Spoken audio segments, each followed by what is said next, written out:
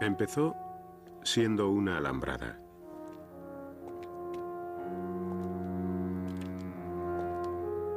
Una alambrada que dividía una ciudad.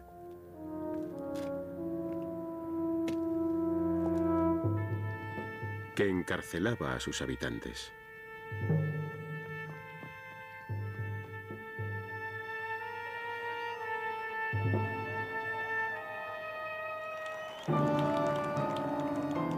Era el gran símbolo de la Guerra Fría, el muro de Berlín.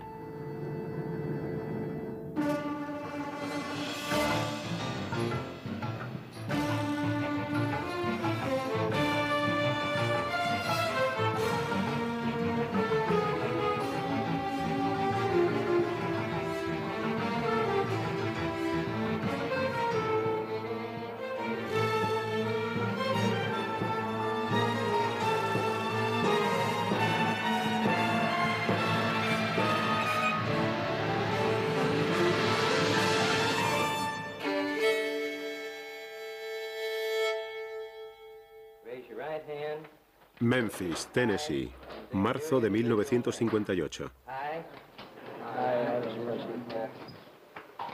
Do solemnly swear that I will bear true faith and allegiance to the United States of America. Give us a room with a view of the beautiful Rhine. Elvis Presley llega a Alemania Occidental. The well-known guitarist has come to bolster NATO forces, in particular a 3rd U.S. Armored Division tank unit. I got those hot troop 3 for occupation GI Blue. Alemania Occidental era la línea de frente de la OTAN a lo largo del telón de acero. Desde 1955 los estadounidenses adiestraban a un nuevo ejército germano. Algunos pensaban que eso podría significar que un dedo alemán apretase el gatillo nuclear de la OTAN. El rearme de Alemania reavivó las pesadillas para muchos europeos, sobre todo para los rusos.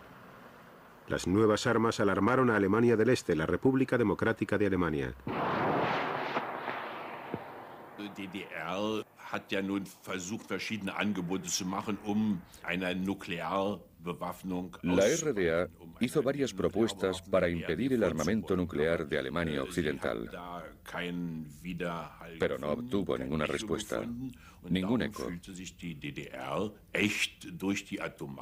La RDA se sentía directamente amenazada por las armas nucleares y aceptó que el ejército soviético, desplegado en su territorio, también contara con armas nucleares. Berlín, en el corazón de Alemania del Este, se encontraba bajo la ocupación conjunta de los exaliados de la guerra. Ahora en Berlín Oeste, 12.000 soldados británicos, norteamericanos y franceses estaban rodeados por 500.000 de soldados soviéticos y germano-orientales. El derecho de paso de Occidente estaba protegido por el acuerdo de las 4 potencias.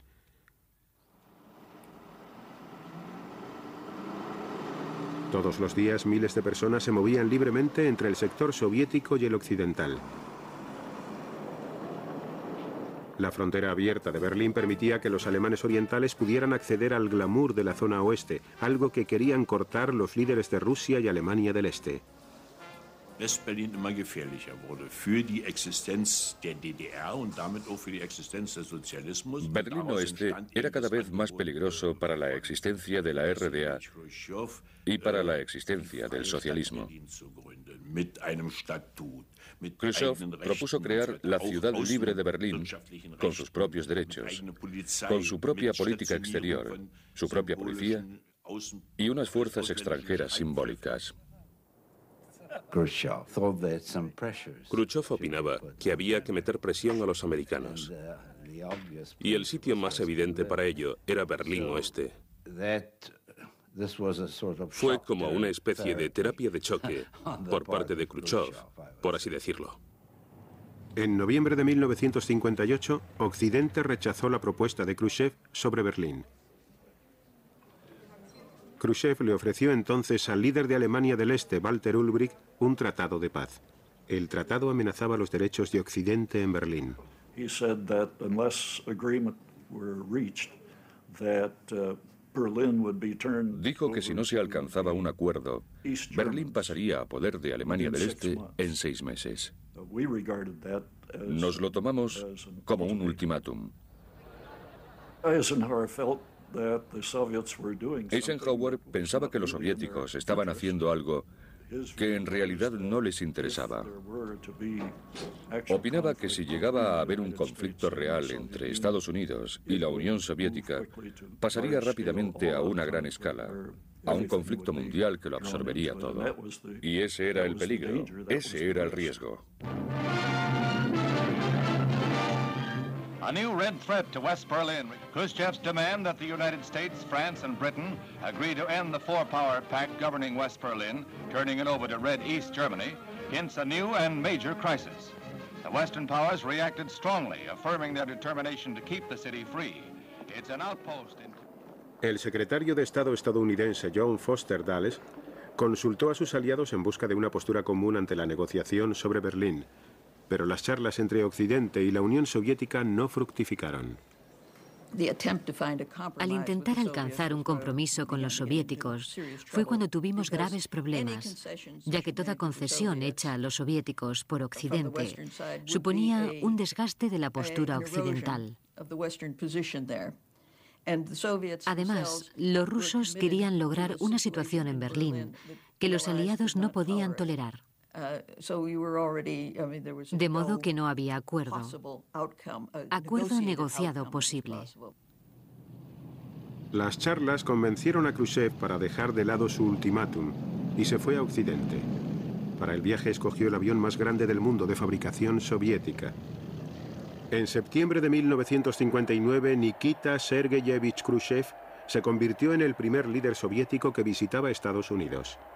Khrushchev consiguió lo que quería, una visita a Estados Unidos, ser tratado como un igual y una reunión con Eisenhower, de la cual sacó la justa idea de que si no cometía actos demasiado provocativos, podría aprovecharse cada vez más del bando occidental. En las charlas con Eisenhower, un nuevo espíritu de cooperación alivió la crisis. Pero las esperanzas de Khrushchev de lograr una tregua a la Guerra Fría duraron tan solo 6 meses. En vísperas de una gran cumbre de paz en París, un avión espía U-2 norteamericano fue derribado en espacio aéreo soviético. Khrushchev estaba furioso.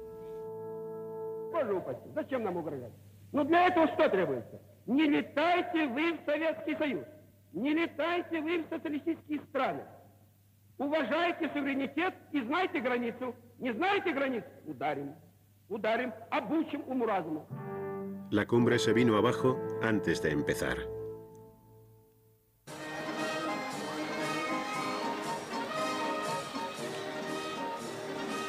...1959... Alemania del Este celebra 10 años de triunfos socialistas. Walter Ulbricht, líder del partido, alardea de un rápido progreso industrial y de una democracia socialista que Alemania no había conocido jamás.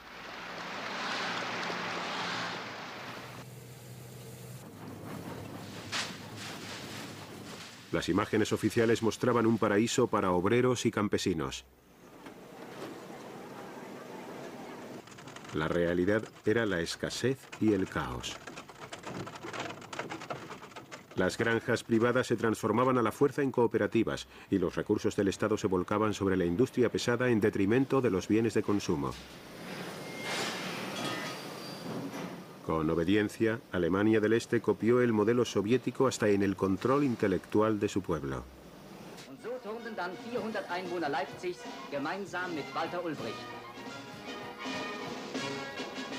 El país, según sus líderes, triunfaba a base de pura fuerza de voluntad.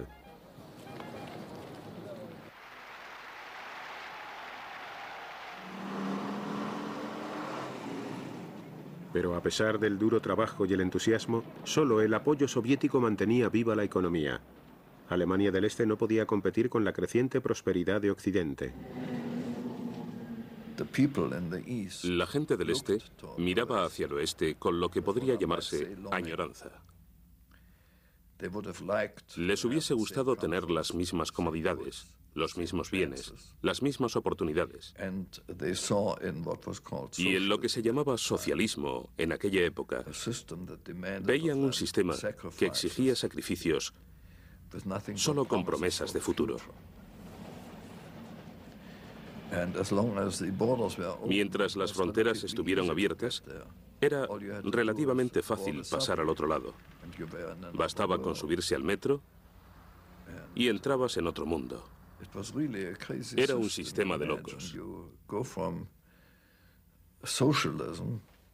Imagínese lo que es pasar del socialismo, entre comillas, al capitalismo en 2 minutos. Todos los meses, miles de alemanes orientales huían por la frontera abierta de Berlín y se refugiaban en la zona oeste. La mayoría de los refugiados eran jóvenes y preparados. Su partida estaba desangrando la economía de Alemania del Este. Un capataz de una fábrica en el este no sabía cuántos trabajadores le quedarían al día siguiente, porque parte de su plantilla le había abandonado. Había abandonado el este. Había abandonado el sistema para irse al otro lado. Por supuesto, en Alemania Occidental se esforzaban al máximo para que la gente que venía del este tuviese trabajo y una existencia cómoda. A medida que se fugaban sus habitantes, Ulbricht se puso nervioso. Urgió a Khrushchev para que reconociese a Alemania del Este como Estado soberano con control sobre sus propias fronteras. Khrushchev, fingiendo hacerle caso, intentaba ganar tiempo.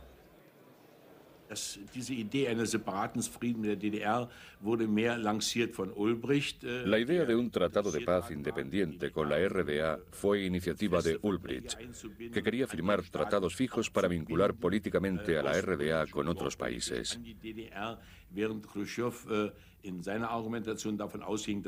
Pero Khrushchev dijo que un tratado de paz independiente intensificaría la Guerra Fría. Ulbricht dijo que no podía haber una paz duradera en Europa hasta que los 2 estados alemanes, oriental y occidental, fuesen reconocidos. Pero en Moscú no tenían prisa. El problema alemán debía esperar hasta después de las elecciones presidenciales de Estados Unidos.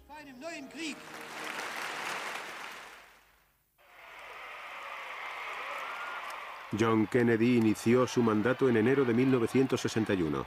En su campaña había abogado por una política exterior más fuerte.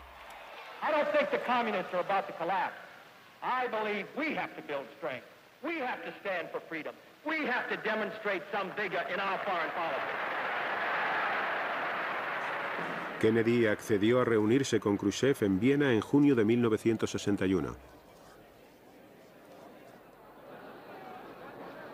El presidente llegó tocado. Su invasión de la Cuba castrista en Bahía Cochino 6 semanas antes había fracasado. Khrushchev dedujo que Kennedy era débil y decidió abusar del nuevo presidente. Veía que el nuevo presidente era joven, sin experiencia, sobre todo después del fiasco de Bahía Cochinos, y que llegaba con una posición no muy fuerte. Dijo, mirad, ya han pasado muchos años y los países occidentales no hacen nada respecto a Alemania. El Tratado de Paz y en concreto Berlín Oeste. Así que voy a presionar mucho en este tema en la reunión con el nuevo presidente. Lo que Khrushchev decía era: tenemos rodeadas todas las tropas que hay en Berlín Oeste y podemos ocupar la ciudad cuando queramos. Y la respuesta de Kennedy fue: bueno, es posible, pero hemos luchado en la misma guerra mundial y están allí por la misma guerra mundial, por derecho propio. Se puso muy alterado, muy enfadado. Ese joven no quiere discutir conmigo un tema muy importante. Y eso le puso muy furioso. Influyó muchísimo en su actitud. Así que tenía sentimientos encontrados. Por un lado aceptaba que era duro, pero por otro decía que no era muy listo. Que no entendía bien la política de exteriores.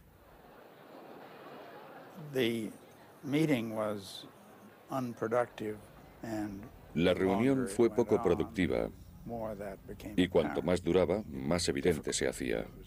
Fue difícil, fue decepcionante. Nos dejó con una crisis en Berlín que seguía activa y que no había progresado nada.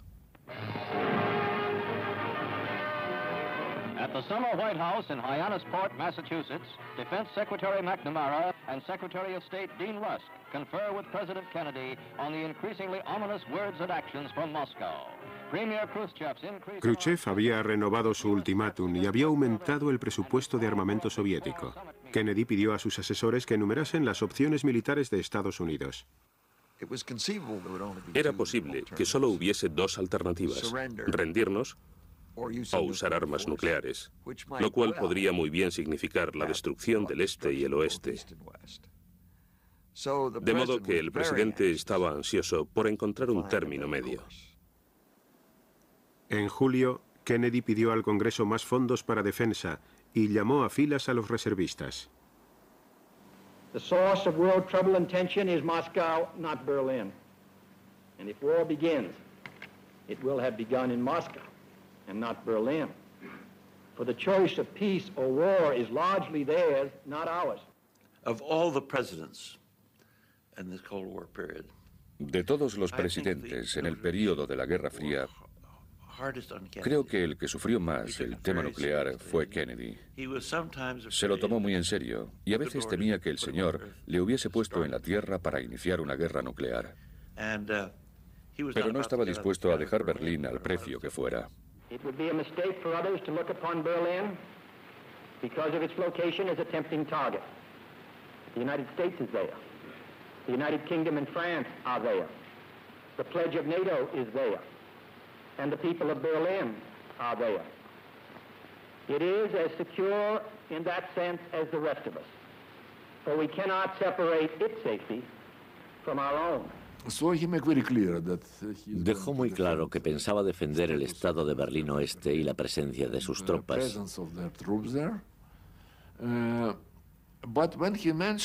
Pero al mencionar eso notamos una cosa, que en su discurso decía que la línea que separaba Berlín Este y Berlín Oeste era una línea de libertad. No decía nada sobre la libertad de movimientos a través de esta línea entre Berlín Este y Berlín Oeste.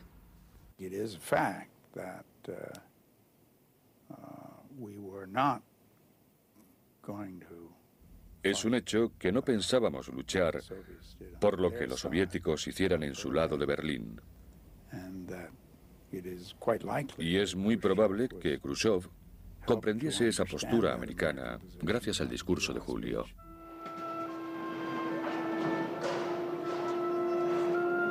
A medida que empeoraba la crisis de Berlín, el flujo de refugiados pasó a ser un torrente. Creció el temor de que Alemania del Este se viniese abajo, arrastrando a las fuerzas de la OTAN y de Rusia a un enfrentamiento.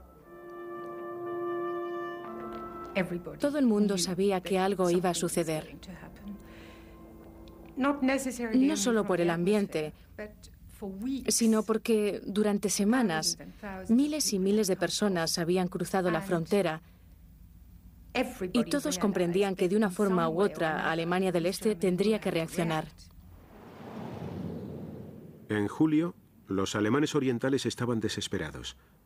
Suplicaron a los soviéticos que les dejaran atajar el flujo.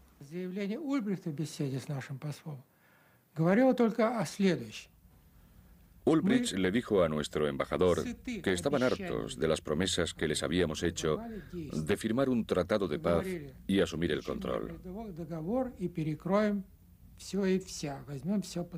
Promesas que les habíamos hecho en 1958, 59, 60 y de nuevo en 1961. Ulbricht dijo que esas promesas solo estimulaban la huida de la población. O actuábamos o dejábamos de hablar del tema. Se intensificaron los controles en la frontera de Alemania del Este. A espaldas de los servicios de inteligencia occidentales, Khrushchev y Ulbricht planeaban medidas más drásticas. Al cabo de un tiempo, llegó una respuesta de Moscú. Nikita Sergeyevich Khrushchev accede a cerrar la frontera con Alemania Occidental y con Berlín Oeste y sugiere que se lleven a cabo los preparativos necesarios. El Ejército Nacional Popular, la Policía Popular, las fuerzas de seguridad de fronteras, las autoridades de transporte, todos se reunieron en la zona de Berlín. Estaban bajo una vigilancia muy estricta y no podían ni llamar a sus familias. Ni siquiera tenían teléfono. Durante 4 o 6 semanas trabajaron totalmente aislados en los preparativos. El 12 de agosto, las fuerzas soviéticas y germano-orientales se movilizaron. A las 23 horas recibimos las órdenes. Nos dijeron que a las 24 horas la frontera con Berlín Oeste quedaría cerrada por las fuerzas militares. Todos los soldados iban armados. La milicia popular disponía de pistolas automáticas y metralletas, cualquier arma que pudiesen conseguir. A primeras horas de la mañana, las tropas de Alemania Oriental estaban preparadas, alineadas en orden de combate por todo el sector fronterizo. Berlín dejaba de ser una sola ciudad.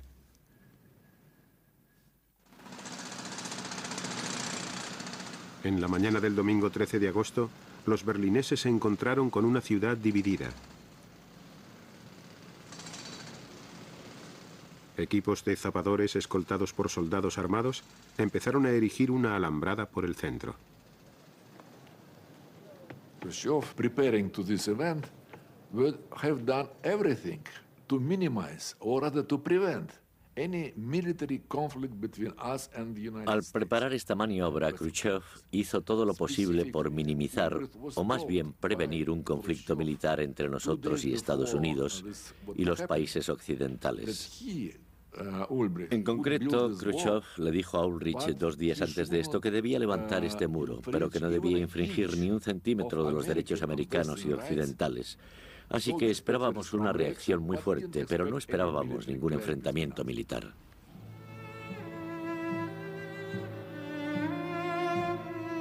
La barrera partió a Berlín en 2. Las familias quedaron destrozadas. Mi padre me despertó y me dijo, ¿sabes que han cerrado la frontera? Era incomprensible. Era muy raro. Entonces llegó mi madre llorando con mi hermana mayor y yo pensaba, ¿cómo vamos a recuperar a mi hermana? Aquel verano mi hermana estaba en casa de mi tía a las afueras de Berlín Este. Cogimos todos el S-Bahn y aquello era un auténtico caos. Era terrible. La gente lloraba, gritaba. Algunos tenían miedo, otros estaban furiosos. Y recuerdo que tenía mucho miedo de no volver a ver a mi hermana, de haberla perdido, digamos.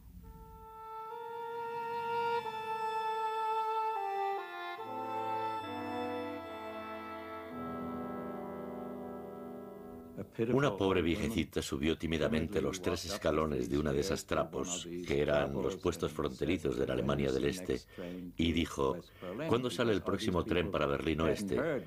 La gente no se había enterado. Las primeras noticias se dieron a medianoche por la radio de Berlín Este, y esa gente había ido a la estación creyendo que podían ir a Berlín Oeste. Y jamás olvidaré el tono socarrón de aquel policía que le dijo, «Eso se acabó, abuela, ahora están todos en una ratonera».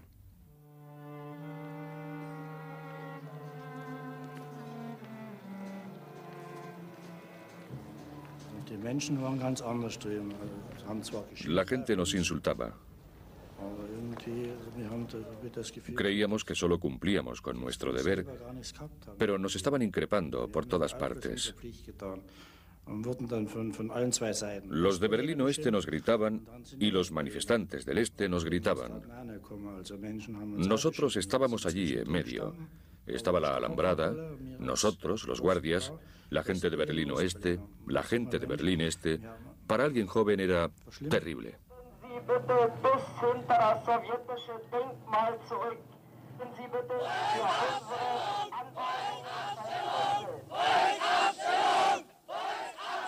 La rabia de los berlineses occidentales estalló y se manifestaron contra la división de su ciudad.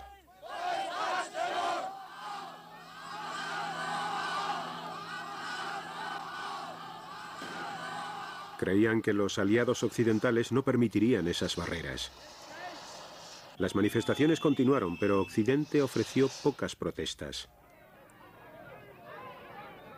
El alcalde Willy Brandt intentó calmar a las masas. Temía que hubiese una matanza si atacaban las barreras.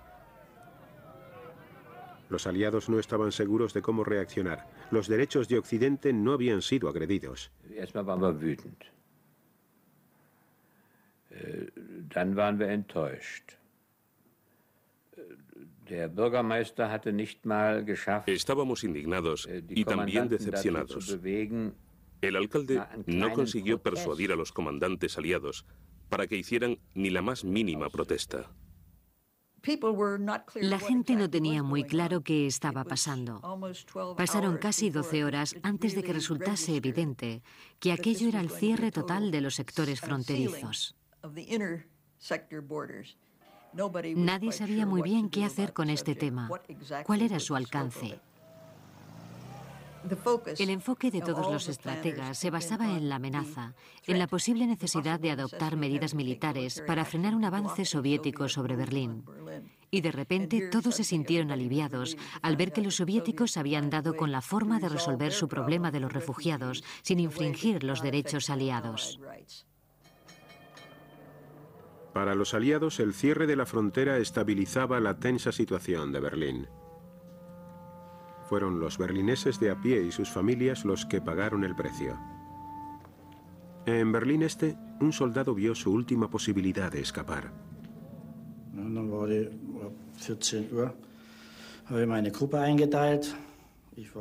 A las 2 en punto, asigné las tareas a mis soldados. Yo estaba al frente y separé a los otros para no levantar sospechas. Nadie notó nada. Desde las 2 hasta las 4 estuve pensando en la situación y buscando la decisión más adecuada. Tendría que dejar a mis padres y mi hermana. Por fin tomé la decisión. A las 4 en punto salté la alambrada. Ya estaba en el oeste, donde me recibieron con aplausos. Fui el primero.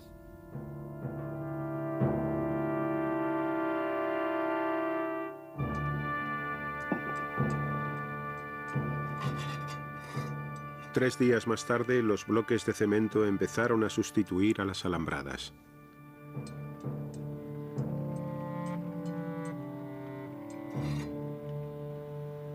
A lo largo de los sectores fronterizos se levantó el muro de Berlín, que partía la ciudad en dos.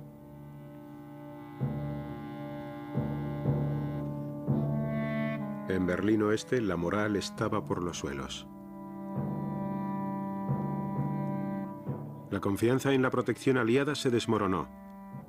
El alcalde Willy Brandt envió una carta furiosa al presidente Kennedy exigiendo una reacción. Die Idee war eben, nachdem auch in Washington nichts passierte, die ganz unaufgeregt waren.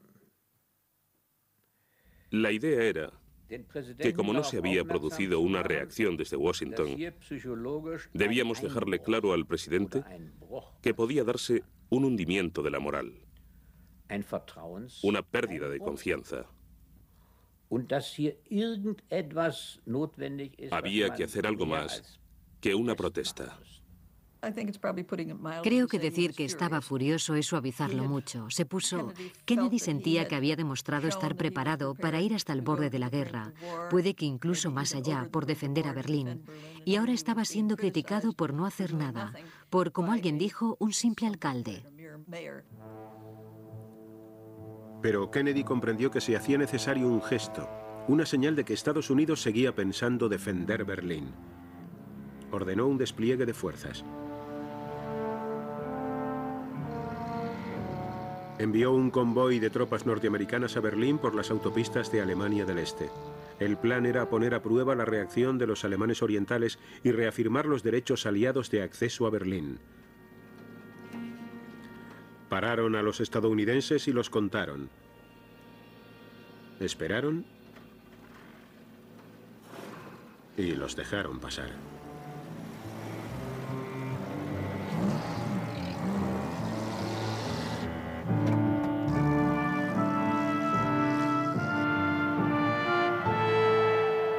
Las tropas llegaron a salvo.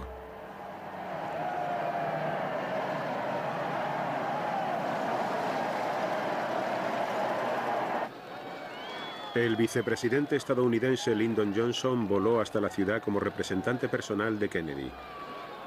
Iba acompañado por el general Lucius Clay, héroe del puente aéreo berlinés. Johnson llevaba un mensaje del presidente Kennedy. He wants you to know that the pledge he has given to the freedom of West Berlin and to the rights of Western access to Berlin is firm.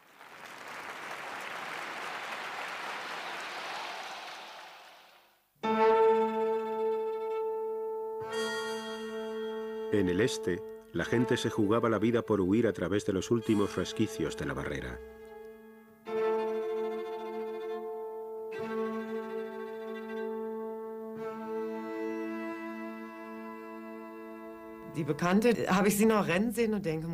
De repente mi amiga echó a correr y pensé, Dios mío, no lo vas a conseguir. Yo no pude correr, me quedé petrificada. Y entonces una señora mayor me dijo, corre chica, corre tú también. Aún eres joven, corre. Así que empecé a correr. Mi amiga se hizo daño en la cara, pero yo solo me rasgué el jersey. Aparte de eso, no me hice nada. Estábamos increíblemente contentas. Reíamos y llorábamos. Lo habíamos conseguido.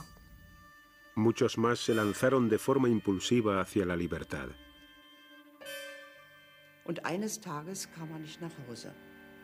Un día no regresó a casa.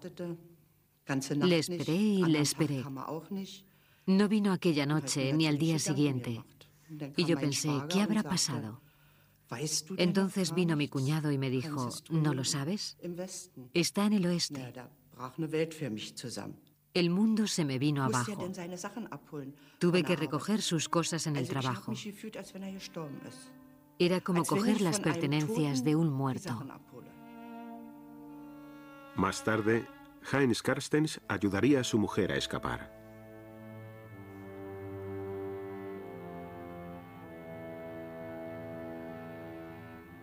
Allí donde el muro pasaba por mitad de la calle, las ventanas daban al oeste.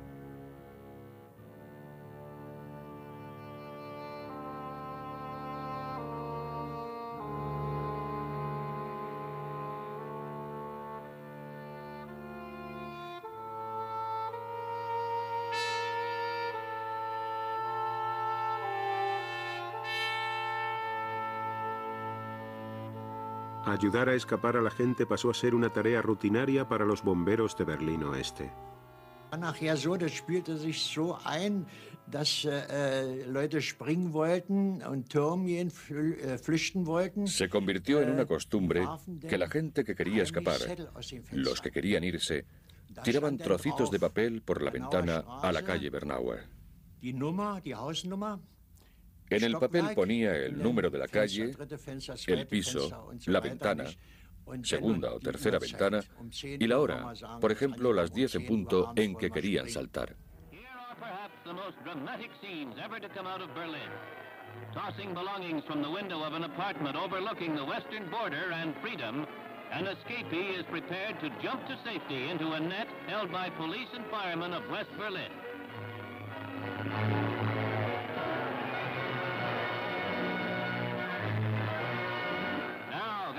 A rescue episode that is even more extraordinary. An attempt is being made by sympathetic Germans to assure the escape of a brave woman. While communist police try to pull her back through the window, below there is freedom's grip. A blood-chilling sequence that the News of the Day camera follows to its dramatic conclusion.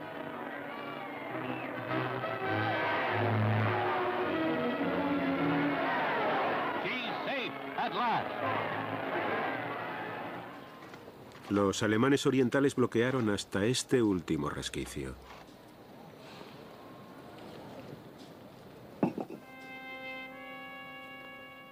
La gente cruzó lagos y canales, trepó a los árboles, se ocultó en coches, trepó por barreras en llamas. Cientos fracasaron, muchos murieron.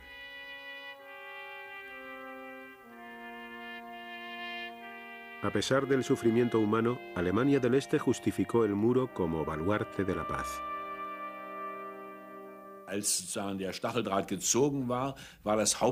Cuando levantaron la alambrada, el principal argumento fue que se había logrado la paz. No era por los problemas internos. Ulbricht había corrido un velo de silencio sobre los problemas económicos. Siempre se hablaba de la barrera antifascista. Esa era la descripción oficial, el baluarte protector.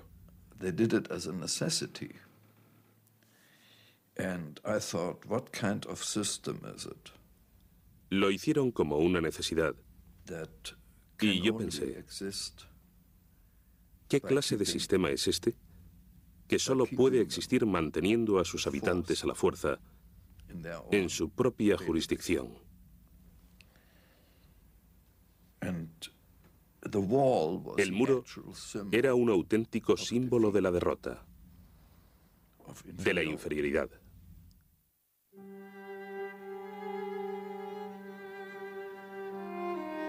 Las huidas prosiguieron. Los asesinatos prosiguieron. Se cortaron las líneas telefónicas. Ahora las dos ciudades ya no podían hablarse.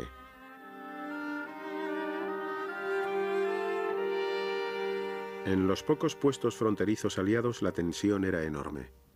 En octubre, un diplomático estadounidense fue parado por los guardias de Alemania Oriental cuando cruzaba para dirigirse al teatro en Berlín Este. Los estadounidenses decidieron crear polémica del tema y reafirmaron su derecho a la libertad de movimientos en Berlín. Lucius Clay volvió a saltar a escena. Según Clay, eran los soviéticos los responsables de Berlín Este, no los alemanes orientales, y estaba empeñado en que los soviéticos reconociesen su responsabilidad.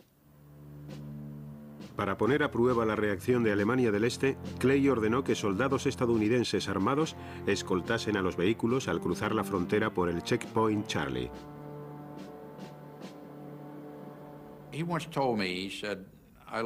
Una vez me dijo, algo que aprendí muy pronto en el juego de negociar con los rusos es que solo comprenden una cosa, que es la fuerza, el poder.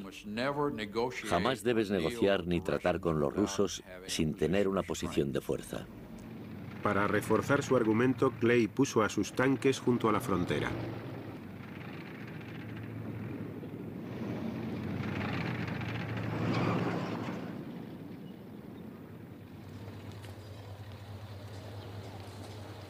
Los rusos acercaron sus tanques y cañones. Ambos bandos se apuntaban mutuamente.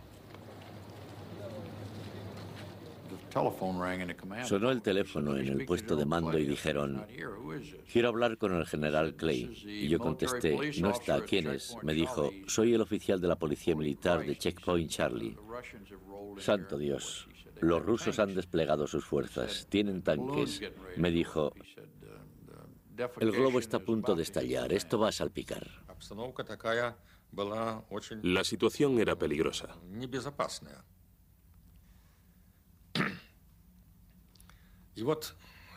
Los tanques estaban unos frente a otros.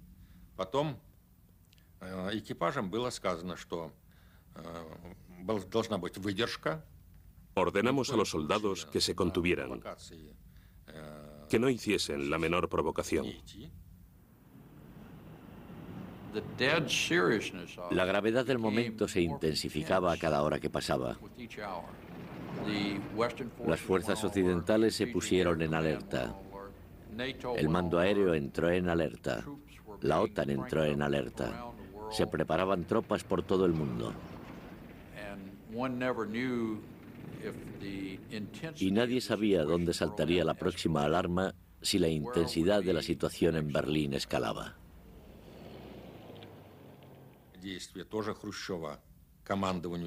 Khrushchev ordenó al jefe de las tropas soviéticas en Alemania que si los occidentales usaban la fuerza, debía responder con la fuerza.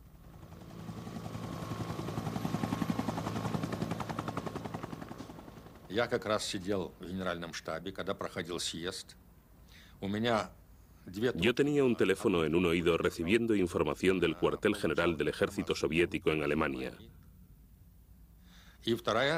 El otro teléfono estaba conectado con el Kremlin.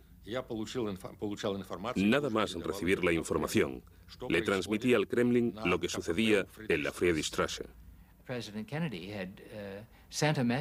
El presidente Kennedy le envió un mensaje a Khrushchev por el nuevo canal privado que se había abierto hacía tan solo un mes. Era un canal entre la Casa Blanca y Khrushchev. Y el presidente Kennedy le pidió a Khrushchev que diese el primer paso. Los americanos enviaron un mensaje. Decía, para que retiremos nuestros tanques sin quedar mal, ustedes deben retrasar sus tanques a cierta distancia.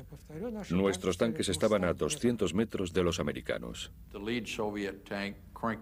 El tanque soviético líder arrancó el motor y retrocedió unos 5 o 10 metros. Nosotros recibimos instrucciones para que los tanques americanos retrocediesen exactamente la misma distancia. No era razón suficiente para empezar una guerra. El propio Khrushchev dijo, no vamos a provocar la Tercera Guerra Mundial por Berlín. Y los americanos pensaban lo mismo.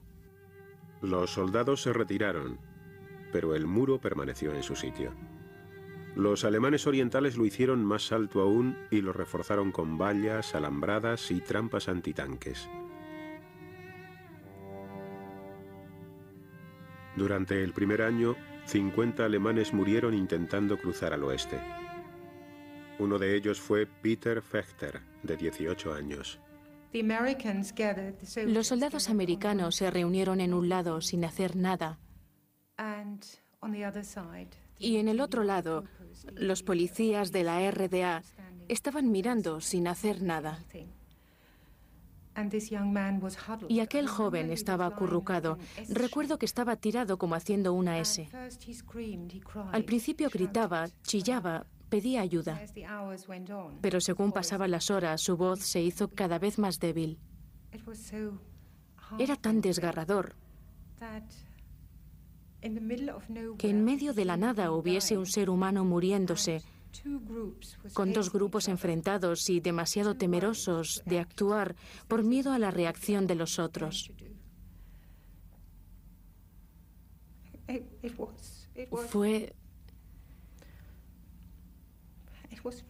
Fue realmente horrible.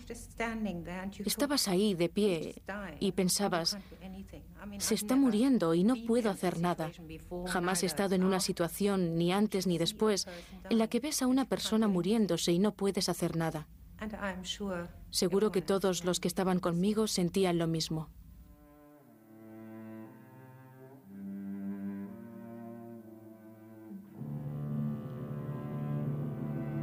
El muro era el símbolo supremo de la crueldad de la Guerra Fría y de la división de Europa. El mensaje era amargo. Occidente lamentará todo lo que suceda tras esa línea, pero no interferirá. The wall was a way out, really, for Khrushchev. En realidad, el muro fue una salida para Khrushchev. Y aunque el tema de Berlín siguió presente, ya no era un estado de crisis como antes del muro.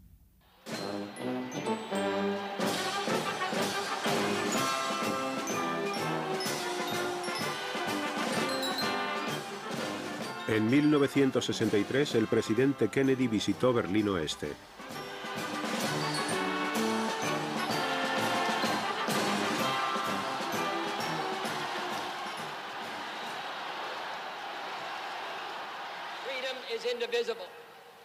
And when one man is enslaved, all are not free. When all are free, then we can look forward to that day when this city will be joined as one, and this country, and this great continent of Europe, in a peaceful and hopeful globe. When that day finally comes, as it will, the people of West Berlin can take sober satisfaction in the fact that they were in the front lines for almost 2 decades.